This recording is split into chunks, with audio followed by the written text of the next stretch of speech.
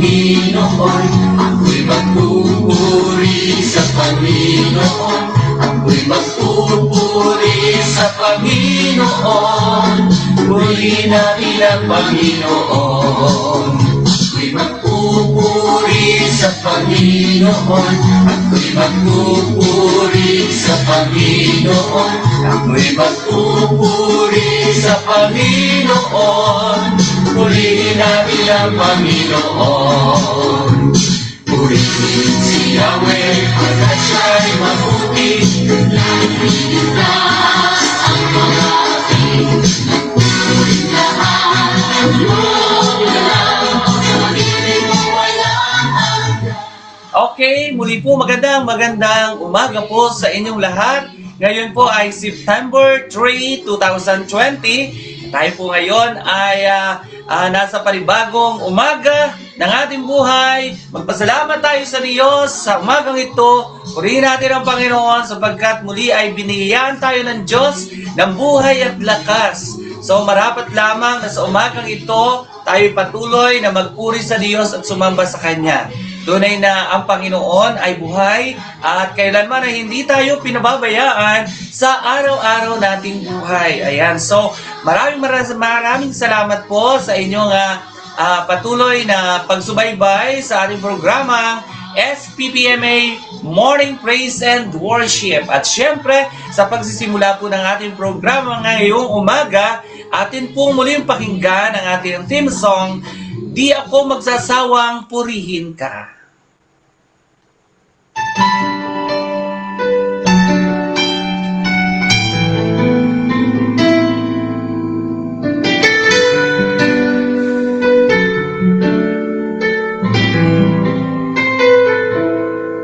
Sa umaga pagkagising, ngalan mo'y pupurihin.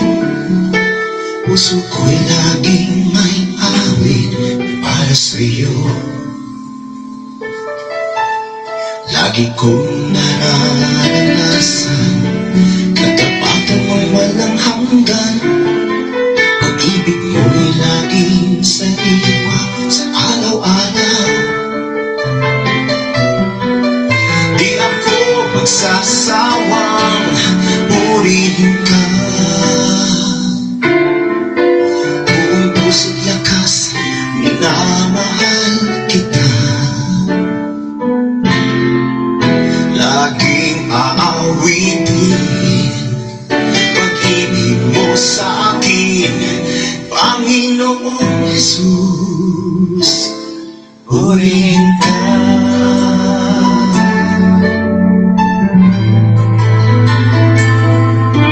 Sa umaga pagkagising, ngalan mo'y pupurihin. Puso ko'y laging may awit para sa'yo. Lagi kong nararanasan katapatan mo walang hanggan. Pag-ibig mo'y laging saliwa sa araw-araw. Hindi ako magsasawang purihin ka. Buong puso't lakas, minamahal kita. Laging aawitin pag-ibig mo sa akin, Panginoong Jesus. Purihin ka. Di ako magsasawang purihin ka. Buong puso't lakas, minamahal kita. Laging aawitin pag-ibig mo sa akin, Panginoong Jesus.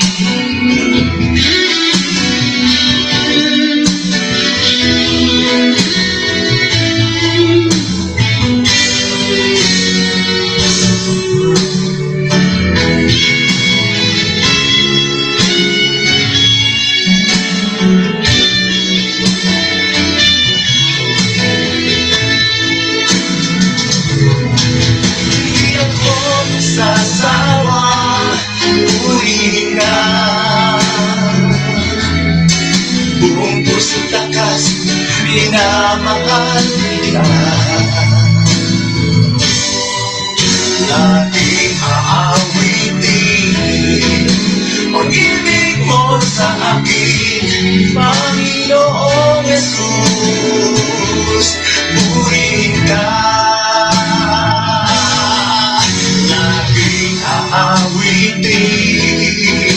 Pag-ibig mo sa akin, Panginoong Jesus, purihin ka. Panginoong Jesus, purihin ka. Panginoong Jesus, purihin ka.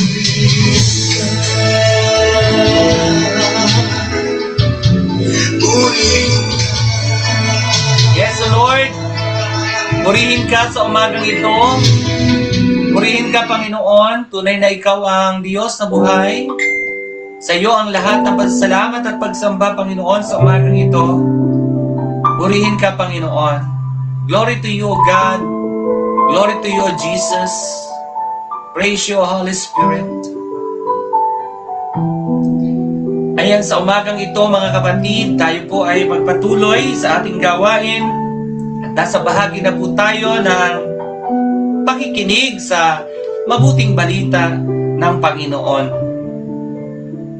Papagnilayan po natin ito upang higit nating maramdaman at maunawaan ang nais ng Panginoong mga mensahe para sa atin.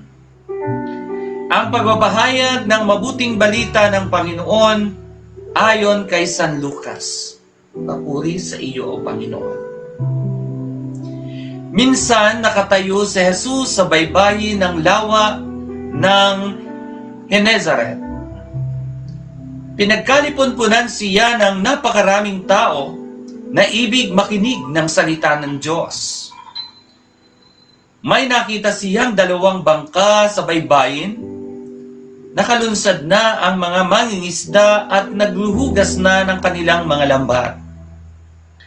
Lumulan siya sa isa sa mga bangka at hiniling kay Simong may-ari nito na ilayo ng kaunti sa tabi. Naupo siya sa bangka at nangaral sa mga tao. Pagkatapos siyang magsalita, ay sinabi kay Simon, "Pumalaot kayo at ihulog ang mga lambat upang manghuli." Sumagot si Simon, "Guro, magdamag po kaming nagpagod at wala kaming nahuli. Ngunit dahil sa sinabi ninyo, ihuhulog ko ang mga lambat." Gayon nga ang ginawa nila at sa dami ng kanilang huli, ay halos magkansisira ang kanilang mga lambat. Kaya't kinawayan nila ang kanilang mga kasamahang nasa ibang bangka upang patulong. At lumapit naman ang mga ito. Napuno ang 2 bangka na halos lumubog. Nang makita iyon ni Simon Pedro, siya ay nagpatira pa sa paanan ni Jesus at nagsabi, "Lumayo po kayo sa akin, Panginoon, sapagkat ako'y makasalanan." Nang gilala siya at ang kanyang mga kasama dahil sa dami ng kanilang huli. Gayon din sana sina Santiago at Juan, mga anak ni Zebedeo, na mga kasosyo ni Simon. At sinabi ni Jesus kay Simon, "Huwag kang matakot. Mula ngayon mamamalakaya ka ng mga tao." Nang maitabi na nila ang kanilang mga bangka, iniwan nila ang lahat at sumunod kay Jesus. Mga kapatid, ang mabuting balita ng Panginoon.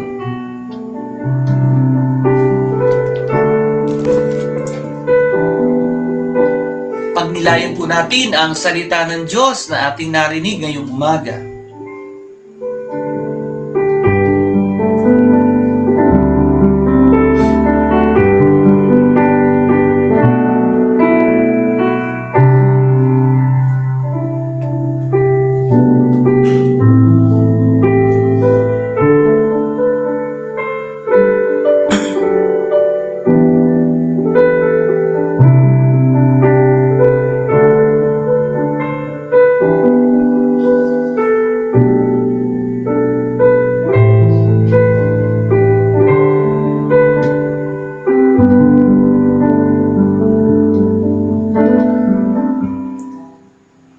Ayan, muli po ay magandang umaga sa inyong lahat. So napakaganda po ng salita ng Diyos na ating narinig ngayong umaga. So mabuting magkaroon po tayo ng oras sa araw-araw para manalangin sa Diyos at subukang maranasan ang Kanyang presensya. Sa ating pananalangin, ito po yung moment na pwede nating maramdaman ang presensya ng Diyos. Ngunit hindi lang po sa pananalangin nagpapakita ang ating Panginoong Diyos sa bawat isa po sa atin. Habang tayo po ay gumagawa ng mga iba't iba nating gawain. For example, yung mga gawain natin sa bahay, gawain natin sa school, kung tayo po yung mga guro o mag-aaral, gawain sa opisina, yung mga nagtatrabaho sa opisina, o kung saan man na mga lugar na naghahanap buhay. Gawain sa bukid. Habang tayo ay nag-aararo o di kaya tayo ay nagtatalok o nag-aani ng palay, nagtataba sa bukid. Ito po yung maaari nating pagkakataon na maaari nating maranasan ang Panginoon. Maaaring maranasan din natin ang pag-anyaya ni Jesus na sundan natin siya. Lumapit po si lumapit si Jesus kay Pedro at pinakuusapan niya na magsipunta sila sa dagat para mangisda. Hindi sinabi ni Jesus sa mag-araro ka, Pedro o Simon, o mag-ani ka, kundi ang sinabi niya, pumalaot ka dahil mangingisda sina Pedro. Napakaraming isda ang kanilang nahuli, kaya napagtanto agad ni Pedro na kaharap niya ang isang taong sugo ng Diyos. So, naandun po yung matinding pagkaunawa ni Pedro na ang nagsugo sa kanya ay ang Panginoon. Sapagkat sa kanilang karanasan, nung sila ay mangisda, ay wala silang nahuli. Subalit, nung sila ay suguin ni Jesus, na pumalaot at maghulog ng lambat, napakarami nilang nahuli. Sa laot naghahanap buhay si Pedro. Kaya sa laot dinalaw siya ni Jesus at inanyayahan siyang maging alagad. Ano ang sabi ni Jesus kay Pedro? Huwag kang matakot, Pedro, Simon. Mula ngayon ay gagawin kitang mamamalakaya ng tao. Mga kapatid, sa bahagi pong ito ay mensahe din sa atin ng Panginoon. Huwag nating pahabain ang ating pagsasalita sa pagninilay na ito. Kundi ang damhin natin ay kung paano tayo tinatawag ng Diyos upang maging kanyang alagad, maging kanyang tagasunod. Habang tayo po ay gumagawa, makinig tayo sa tinig ni Jesus na nagsasabing, sumunod ka sa akin. Mga kapatid, sa anumang kapamaraanan, ay pwede tayong maging tagasunod ng ating Panginoon. Sa araw-araw nating buhay, may pwede tayong magawa upang maging tagasunod ni Jesus. Sa mga lugar na ating pinagtatrabahuhan, pwede tayong maging alagad ni Jesus. Pwede tayong maging tagasunod ni Jesus. Ano ang sabi ng Panginoon kay Pedro? Mula ngayon, gagawin kitang mamamalakaya ng tao. My dear brothers and sisters, it's about a time to follow Jesus. Para sumunod kay Jesus. Ngayon na po ang panahon. Tinatawag tayo ng Panginoon sa araw na ito. Ngayong araw na ito, hindi bukas. So kailangan simulan natin ang pagiging tagasunod natin ni Jesus ngayon mismo, sa araw na ito. And this is a great opportunity na ibinibigay sa atin ng Panginoon. Alam niyo po, nung si Simon, nung si Pedro ay tinawag ng Panginoon, ora mismo sumunod ho siya sa Panginoon. Because of the blessings na ibinigay ng Panginoong Jesus kay Pedro, karaka-raka po ay sumunod si Pedro sa Panginoon. Mga minamahal kong kapatid, we receive an abundant blessings from the Lord. Tayo rin po, napakaraming biyaya ang tinanggap natin at tinatanggap natin mula sa Panginoon. Napakarami nating patunay na ang Panginoon ay tunay na siyang nagbibigay ng lahat ng mga biyayang ito, ng buhay, ng lakas, ng mga material na bagay na tinatanggap natin sa Kanya. Kagaya ni Pedro, ora mismo ay sumunod siya sa Panginoon na maging mamamalakaya ng mga tao. Tayo rin, sa umagang ito ay hinahamon ng Panginoon na maging tunay na tagasunod niya. Amen. Tayo po'y manalangin sa ngalan ng Ama, ng Anak, at ng Espiritu Santo. Amen. Amang Diyos na makapangyarihan sa lahat, salamat sa biyaya ng buhay. Salamat sa biyaya ng kalakasan at magandang kalusugan. Salamat sa lahat ng mga material na bagay na natatanggap namin mula sa iyo, Panginoon, upang kami ay patuloy na mabuhay. Salamat sa mga tao na patuloy naming nakakasama. Salamat, Panginoon, sa napakabuting mensahe mo sa amin sa umagang ito. Pinupuri ka po namin at sinasamba sa patuloy mong paggabay sa bawat isa sa amin. Panginoon, sa umagang ito, turuan mo po kami kung paano kami susunod sa iyo. Hindi sapat ang aming kaalaman, hindi sapat ang aming kakayanan para sa gawaing pagsunod sa iyo, Panginoon. Subalit, sa dakila mong kapangyarihan, sa tulong ng iyong banal na Espiritu, ang lahat ng nais mo, Panginoon, ay makakaya naming gawin. In this very moment, O Lord, we surrender you all my life. Lahat ng meron kami sa aming buhay sa oras na ito ay aming isinusuko sa iyo, Panginoon, upang kami maging handa na sumunod sa iyong kagustuhan. Ikaw, Panginoon, ang manguna sa bawat sandali sa araw na ito, sa aming buhay, upang sa ganun, O Diyos, sa aming mga gagawin, sa aming mga gawain, maging tagasunod mo kami. Tulungan mo po ang bawat isa na nanonood ngayon at nakikinig. I-bless mo po sila, Panginoon. Bigyan mo po sila ng ganap na kakayahan para makasunod sa iyo. Father God, we really blessed today. Salamat, Panginoon, sa lahat ng ito. Sa lahat ng biyaya na tinanggap namin sa iyo sa umagang ito.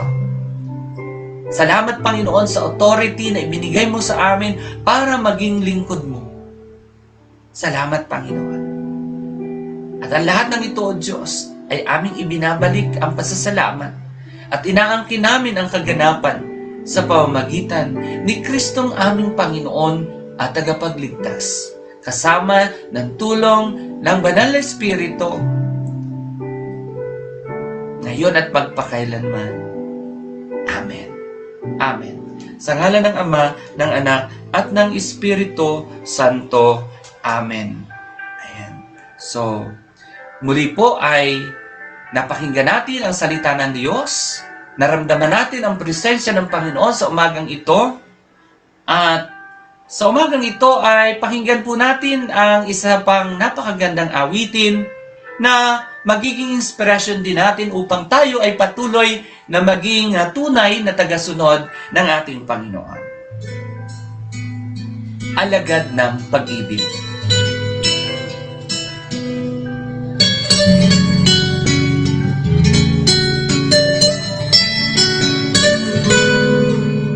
Kailan kaya matututunan pag-ibig mo'y maging aking daan? Turuan mo ako, akayin mo ako, dahil sa'yo ako'y naririto. Kailan kita matutuyaran, kayong batid aking karukaan. Tulungan mo sanang maunawaan ko, ang lakas ko'y nagmumula lamang sa'yo. Huwag mo sanang tunghayan aking kahinaan, bagkus nawa'y kalugdan. Aking pagmamahal, nais kitang sundan, nais kong maging alagad ng pag-ibig. Dahil ako ang una mong inibig.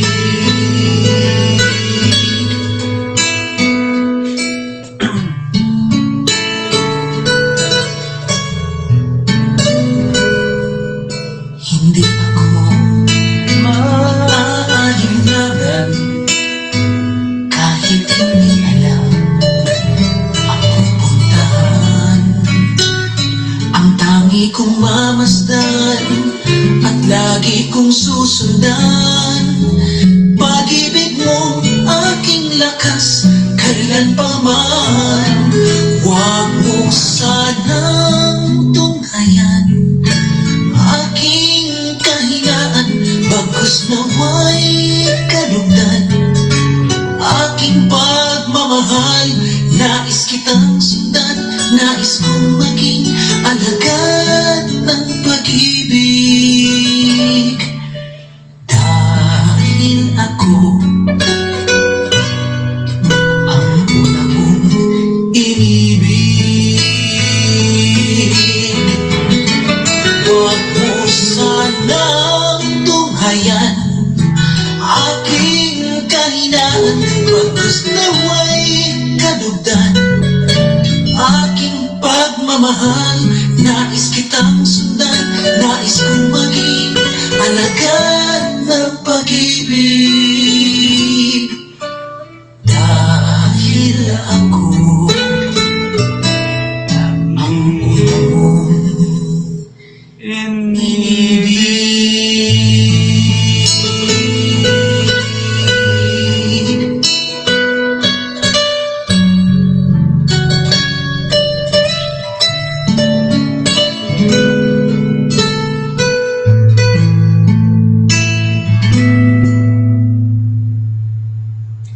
Ayan. So, napahinggan po natin ang napakagandang awit na narinig natin, Alagad ng Pag-ibig. So, tunay po na tayo po ay napapanahon sa mga panahong ito na tayo ay magsumikap na maging tunay na mga alagad ng ating Panginoon. Maging instrumento ng Diyos sa pagpapalaganap ng kanyang mabuting balita. So maraming mga nangangailangan na makarinig ng mabuting balita ng Panginoon. And it's about time na tayo po ay mag-decide para tayo po ay maging instrumento ng ating Panginoon sa pagpapalaganap ng mabuting balita ng Diyos. So, sa umaga po ito, nagpapasalamat po ako sa patuloy na pagsubaybay sa programa natin ng SPPMA Morning Praise and Worship. So maraming salamat po sa inyong pagsubaybay. Unang-una na kay Brother Neo Narciso at sa kanyang may bahay, Sister Merly, Maraming salamat sa napakaaga niyong pagising para abangan ang programang ito. And of course, binabati ko ang partner ko sa programang ito, kay Sis Bilen Gongon at kay Kuya Alex. Good morning sa inyong maaga rin pagising para samahan tayo sa programang ito. So, purihin ang Panginoon. Kay Sister Rachel Mascareñas, good morning. Napakaaga rin gumising nito. And of course, kay Sister Rosie Tadeja, good morning sa inyong walang sawang pagsubaybay sa programa natin tuwing umaga. Talagang kayo po ay gumigising ng napakaaga. So, pagpalain kayo ng Panginoon sa umagang ito. We have also Sister Mary Joy Roa, kay Marisa Calaton de Jesus, at syempre kay Sister Emmeline Villaruel. Thank you very much sa inyong pong patuloy na pagpupuri sa Panginoon kasabay ng programang ito, at tunay na ang Panginoon ay hindi titigil sa pagbibigay ng biyaya sa ating lahat. Thank you very much din sa patuloy na pagsubaybay ng isa sa ating suking manonood, kay Sister Leonora Onte. Ayan. Thank you very much. At maraming salamat pa rin po kay Father Mon Falconitin sa kanya pong patuloy na pagsuporta sa programang ito, sa patuloy na pagbibigay ng kapahintulutan upang magsahimpapawid ang ating programang ito. And of course, we would like to thank also the family and life ng SPPMA. So alam ko pong kayo po ay laging andyan at patuloy na nakikinig at sumusuporta sa ating programa. Thank you very much kay Sister Prese Baladhay. Ayan. Maraming salamat po sa inyong pagsubaybay, pag-aabang sa programa natin. And of course, sa lahat ng member ng Spirit of Love Catholic Community ng Oriental Mindoro from Pinamalayan, Gloria, Bansud, and Bungabong. Thank you very much. And of course, we have also followers and listeners sa Sibali, Romblon. Ayan. So, yung ating pong mga kapatid na taga Sibali na mga kaibigan natin sa FB na nanonood din po sa programa natin, member ng Spirit of Love, Sibali Chapter. Thank you very much po. Ayan. Medyo lumalawak po ang nararating ng ating programa sa iba't ibang bayan ng Oriental Mindoro and even other places dito po sa Pilipinas. At nakakarating din po tayo sa ibang bansa. Ayan, maraming salamat po sa lahat ng nanonood, saan man dako kayo naroroon. Naway patuloy kayong pagpalain ng Diyos, patuloy kayong biyayaan ng Panginoon. And at the same time, nawa po kayo ay gawin ng Panginoon na maging blessing din para sa iba. So paano po natin yung gagawin? Ang tayo po ay maging kabahagi sa pagpapahayag ng salita ng Diyos sa iba na hindi pa po nakakarinig ng salita ng Diyos. Katulad po ngayong umaga, may bagong mensahe sa atin ng Panginoon mula sa Ebanghelyo ni San Lucas. So nawa po ito ay maibahagi rin natin sa iba. Maraming salamat po sa lahat ng inyong ginagawa para sa ating Panginoon. So yan, tayo po ngayon ay nasa huling bahagi na natin programa, ang pagpakikinig sa huling awit para sa ating Panginoon. Ialay natin sa Diyos ang ating sarili, ialay natin sa Panginoon ang awit na ito. Open my eyes, O Lord. Open the eyes of my heart, Lord. Open the eyes of my heart. I want to see you. I want to see you. Open the eyes of my heart, Lord. Open the eyes of my heart. I want to see you. Yes, Lord. I want to see you. Open eyes, Lord. Open the eyes of my heart, Lord. Open the eyes of my heart. I want to see you. I want to see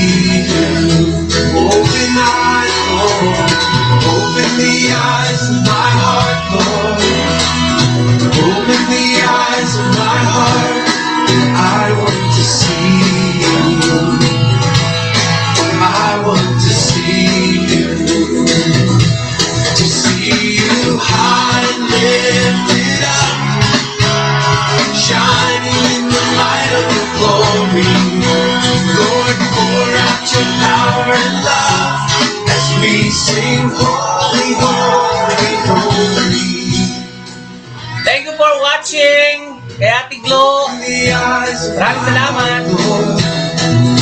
Open the eyes of my heart. I want to see you. I want to see you. Oh yes, Lord. Yes, Lord. Open the eyes of my heart, Lord. Open my eyes.